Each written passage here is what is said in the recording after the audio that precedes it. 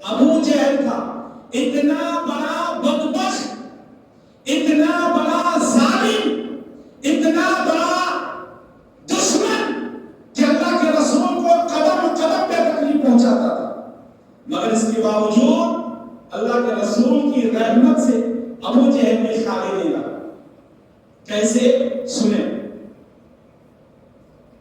اسلام پھیل رہا مکے میں، ابو جہل نے کیا کیا؟ ایک پلان بنایا۔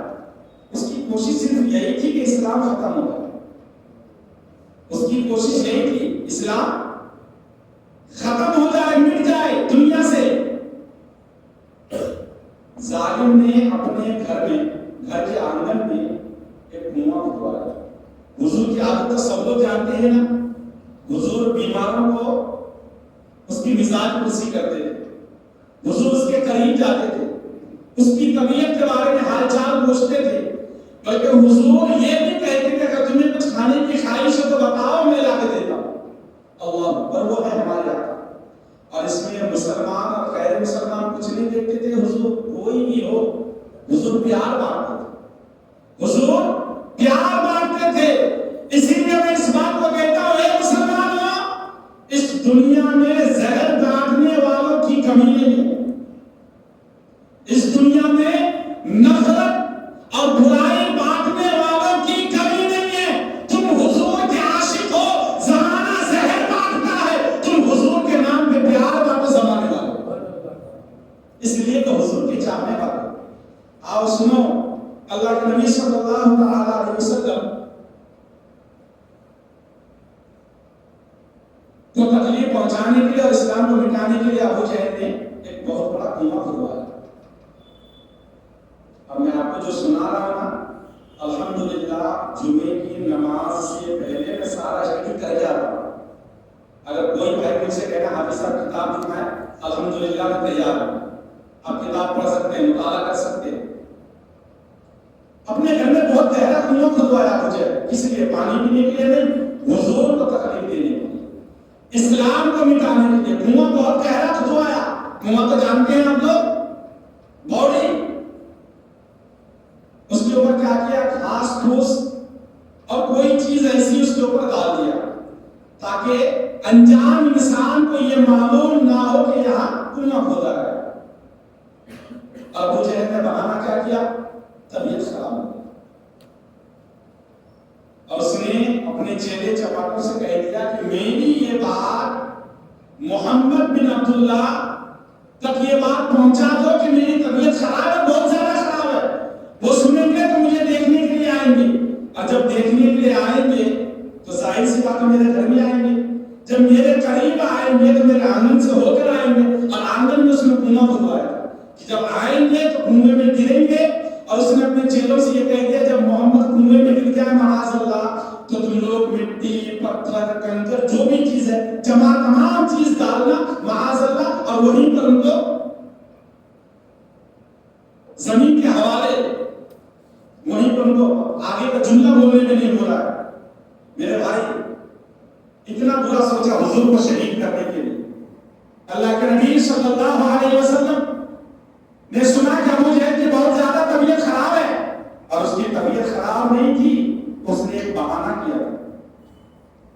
حضور نے کہا کہ اس کی طبیعت خراب ہے، گرچہ وہ میرے خلاف ہے، ابھی کلمہ نہیں پڑھا، مسلمان نہیں ہوا، لیکن اخلاق کا تقاضا یہ ہے کہ اس کی مزاج پرسی کرنی چاہیے، یعنی اس کو دیکھنے کے لیے جانا چاہیے، اس کے حالات معلوم کرنا چاہیے۔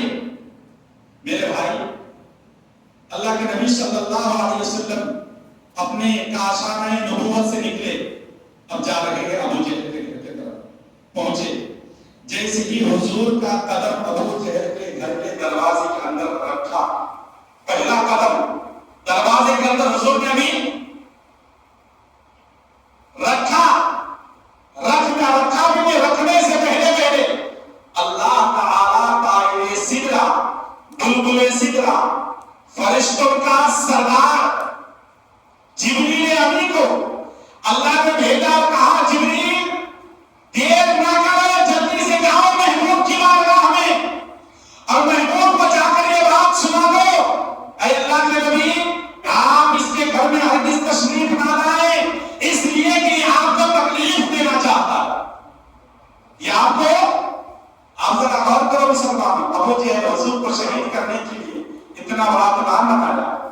اسی لیے ہم لوگ کہتے ہیں جس کا کوئی نہیں ہوتا اس کا رب ہوتا، جس کا کوئی نہیں ہوتا اپنا درد دل کسی اور کو نہ سناؤ، سنانا ہے تو اپنے رب کو سناؤ۔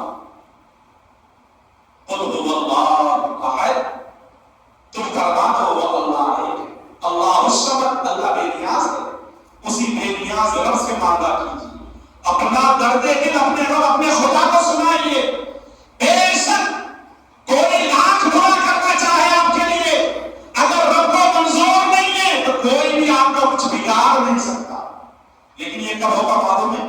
یقین، ایمان پختہ ہونا چاہیے، تب جا کر کے یہ بات کرتی ہے۔ ورنہ دل میں دو طرح کی باتیں رکھ لی اور آگے پیچھے ہو رہے ہیں تو ایسے لوگ ہمیشہ خسارے میں رہتے، نقصان اٹھاتے۔ حضرات محترم، حضور نے ابھی قدم رکھا بھی نہیں، جبریل آئے اور کہا یا رسول اللہ، پہلے جبریل نے آ کے سلام کیا، السلام علیکم یا رسول اللہ،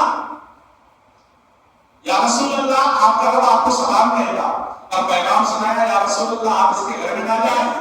اس نے اپنے آنگن میں بہت بڑا کنواں کھدوایا اور اس کے اوپر اس نے کچھ ایسی چیزیں ڈال دی تاکہ انجان انسان کو معلوم نہ ہو کہ کنواں ہے۔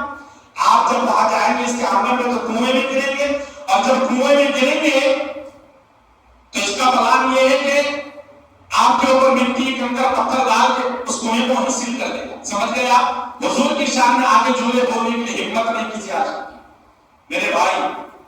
حضور کو جب یہ کہا تو حضور نے کہا میرا رب کیا فرماتا ہے؟